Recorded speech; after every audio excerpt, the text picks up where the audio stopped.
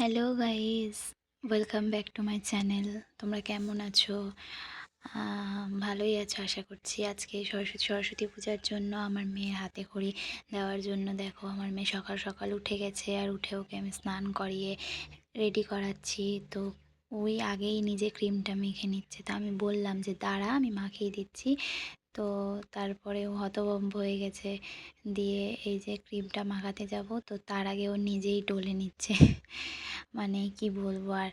তো দিয়ে ওকে ক্রিম মাখিয়ে রেডি করিয়ে আমি চলে গেছিলাম কেকের দোকানে।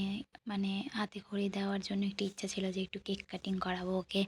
তো চলে গেছিলাম, গিয়ে দেখো কেকের উপর ওর কি কী জন্য কেকটা নিয়েছি সেটাও লিখে দিয়ে বাড়িতে এসে ওকে আলতা পরাতে বসে গেছি। তো এত পা নড়াচ্ছিল যে মানে কি বলবো, অত সুড়সুড়ি লাগছিল হয়তো, তো সেই জন্য।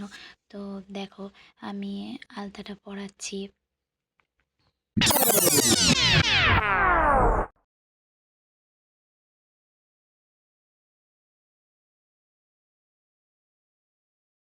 দেখো আলতা পরানো কমপ্লিট হয়ে গেছে।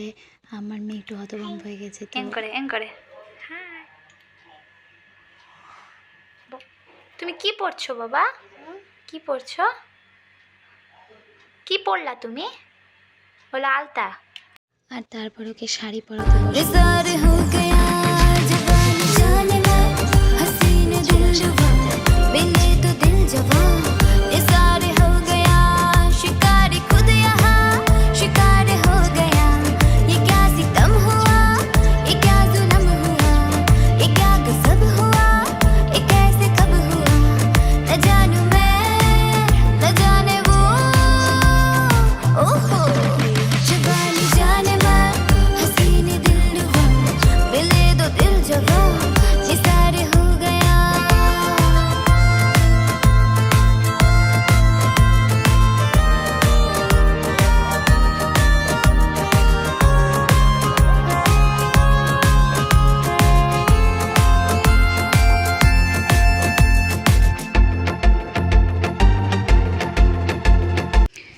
দেখো ফাইনাল লুকটা দেখতে পেলে। আর এদিকে ওর টিকলিটা অনেক কষ্ট করে ভরিয়েছি, কিন্তু পড়বে না বলে কাটতে লেগে গেছে, দিয়ে খুলেই ফেলে দিল।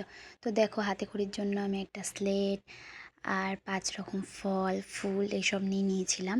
তো দিয়ে এখন বেরিয়ে পড়লাম, মানে যার বাড়িতে হাতে খড়ি দিতে যাবো, একটা মাসির বাড়িতে। তো সেই জন্য তাদের বাড়িতেই যাচ্ছি। আর এই দেখো এখানে এসেই দেখছি সব কিছু গোছগাছ হয়ে গেছে। তো আমি যেগুলো এনেছিলাম স্লেট আর কেকটা, ওই দুটো রেখে দিলাম। রেখে দিয়ে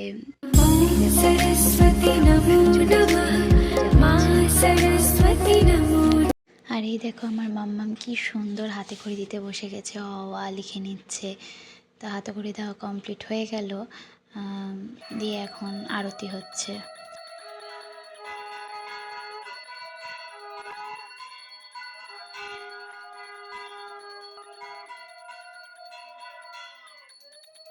আর এই দেখো পাকা বুড়ির জন্য কেকটা এনেছিলাম, সেটাও এখন কাটতে বসে গেছে। তো দেখো কেটে নিচ্ছে কি সুন্দর করে। কেটে নিয়ে বললাম যে খাইয়ে দাও, তো খাইয়ে দিয়েছে। আজকের মতো এইটুকু। নেক্সট ব্লগ নিয়ে আবার খুব তাড়াতাড়ি চলে আসবো। টাটা, তোমরা ভালো থেকো।